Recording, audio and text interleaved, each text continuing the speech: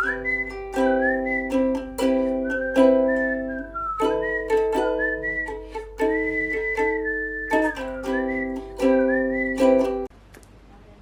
discuss. I have a list of books that I feel personally are either Instagrammable or have been on Bookstagram a million times, whether that's in an aesthetic way or not. And so I thought I'd go through them, especially as some of them I read very recently, and what I think about them, because some of them are really pretty and they're shit, and some of them are not so pretty but great, and it kind of varies. So let's get into it. First off, careering. Oh yeah, this one I finished it 2 days ago. I didn't like it. It was not good. I think my issue with it was that you look at it and you, first of all, the cover is pretty, but it doesn't tell you anything. It has no link whatsoever to the book, like none. Not the colours, not the actions, not the woman, none of it makes sense. Second of all, it's called careering. And yes, I would say a majority of the book is about careering, their careers, but then it's also very heavily focused on sex. And not so much as having it, but just the topic of it. And so it's very, like, for me it was like, this is just weird. And on top of that, all of the characters were so insufferable. My favourite character was a dead character, and he spoke once. So that should tell you enough. Next, I'm glad my mum died. This is the first book I think I read this year, I think. Yeah, I think this is such a beautiful book inside and out, and I think I understand why it was so massive. And I think actually after that hype died down, it still doesn't get like its flowers enough at all. Like, I don't think we appreciate it as much as we should be appreciating it, you know? Then My Body by Emily Ratajkowski. Yeah, this one I feel a bit mixed. I feel like it's a very pretty cover. I think it's very, you know, it's like Jeanette McCurdy's. It's a autobiography, and I think it's not a crap book. I just didn't enjoy it as much as I would have liked to, but at the same time I didn't hate it.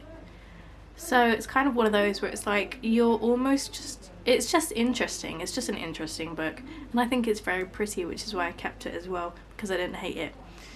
Then we have the Before the Coffee Gets Cold series. First of all, such Instagrammable, Instagrammable books too. I see them on all my favourite Bookstagrammer pages.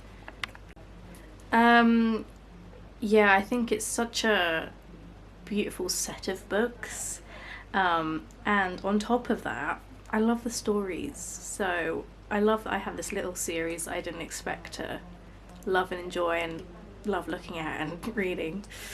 The Anthropocene Reviewed. Now this one's interesting. I feel like this is a very Instagrammable book, but I don't think people talk about it, / like no one really talks about it on Bookstagram.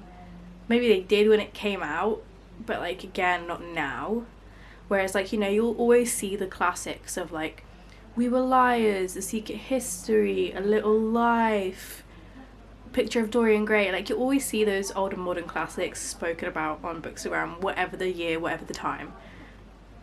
But with this, I just don't see it anywhere, because it's not, I wouldn't deem it a classic either, but I think it's still very pretty, and personally I enjoyed it. I know people who didn't, but I personally enjoyed it. I think it was fun. I think if you like John Green as a person, you'll enjoy this book. Then Ariadne, again, a beautiful book to look at. And I think, like, as a Greek person, I'm like a bit wary when non-Greek people touch our myths, and they're like trying to like do like, I was gonna say remixes. They're kind of trying to do like retellings or like versions of said myths, you know, and like so I get a bit like Percy Jackson is not for me, and I don't like when non-Greek people try to like take from that, like in a, I don't know how to make it sound like less fucking stupid. It's not that I don't like it, it's just like it depends how they do it. So for example, I put Ariadne, but I also put the Song of Achilles. Now the Song of Achilles I loved. Both were, the cover was beautiful and the book itself was beautiful. One, I felt like it was very true to the original story and our culture, and three, I think it was a beautiful retelling. And I think there's so much like, I'm so happy that there was a highlight on the queerness in that story, because old traditional Greeks won't highlight that, and that's you know, that's their fault, that's their problem. But I love that this author did that in a beautiful way. Whereas Ariadne, I was like, it's a beautiful book. I don't know if I still have it. I might still have it. And I didn't hate it. But it was the same as Circe, where it was like, these are both quite bland, and I feel like when they're talking about the female characters in these myths, the way to do a modern retelling would be to make them powerful women whilst still going through what they went through. Whereas I felt like they were quite meek, and you know, like what my point is I don't mind when people do retellings, but if you're going to do a retelling, either do it completely differently or completely the same. I feel like trying to edge to either one is very strange and like doesn't come off as nice as we would like it to. I don't know if that made any sense. So then I put 101 essays that will change the way you think, and I wanted to pair this with 14,000 things to be happy about. Now the reason is both covers are very, very similar, very Instagrammable, very Pinterest vibes. I've seen on Pinterest a million times, literally. Very just pretty to look at.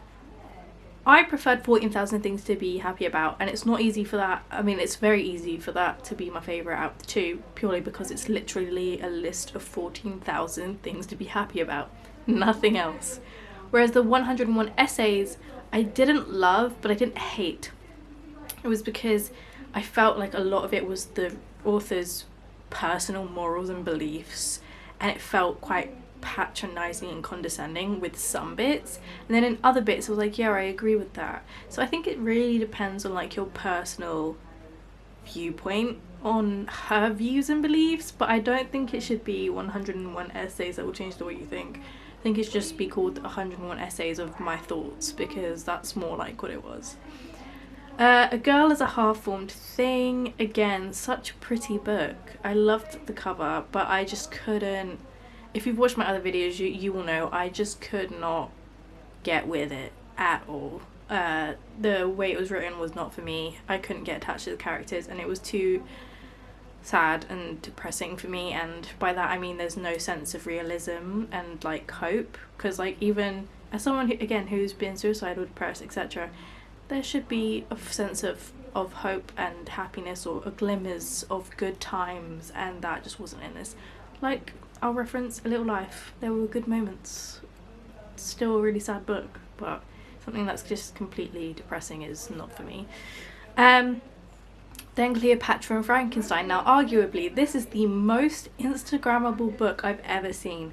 People love it, like as in like the cover of it is gorgeous, I can admit that, but I fucking hated the book. Oh, by Jesus, I hated that fucking book.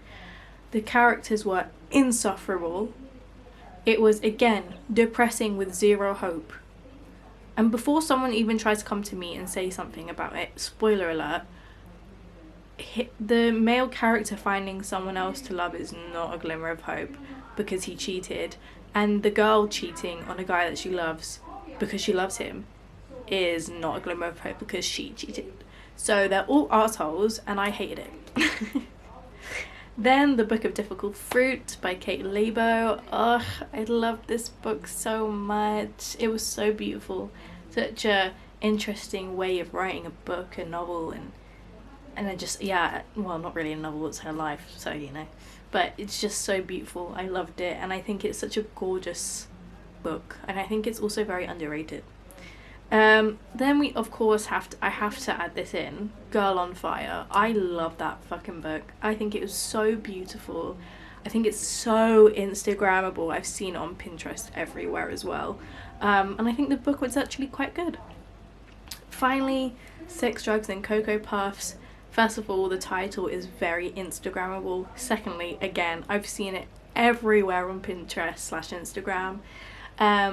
It has several different covers, and I think there's one cover in particular that's like very Instagrammable that I'm thinking of. The book in itself was drab, it was dry, it was forgettable, it was misogynistic, it was crazy that people like it.